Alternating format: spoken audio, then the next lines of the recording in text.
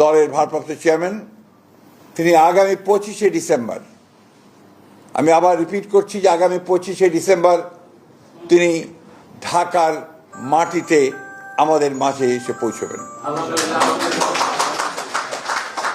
আমরা আমাদের দলের পক্ষ থেকে, সকলের পক্ষ থেকে আমরা তার এই আগমনকে শুধু স্বাগত নয়, আমরা আনন্দের সঙ্গে আমরা সমগ্র জাতিকে জানাতে চাইছি। এবং আজকে গণতন্ত্র উত্তরণের পথে যে সমস্ত বাধাগুলো সৃষ্টি হয়েছিল, আমরা মনে করি যে আমাদের ভারপ্রাপ্ত চেয়ারম্যান তারেক রহমান সাহেব দেশে এসে পৌঁছলে সেই সমস্ত বাধা দূর হয়ে যাবে। কারণ আপনারা জানেন যে একটা বৈঠক লন্ডনে যেটা আপনার সংগঠিত হয়েছিল, আমাদের ভারপ্রাপ্ত চেয়ারম্যান এবং বর্তমান যে প্রধান উপদেষ্টা, লন্ডনে যে সভাটি হয়েছিল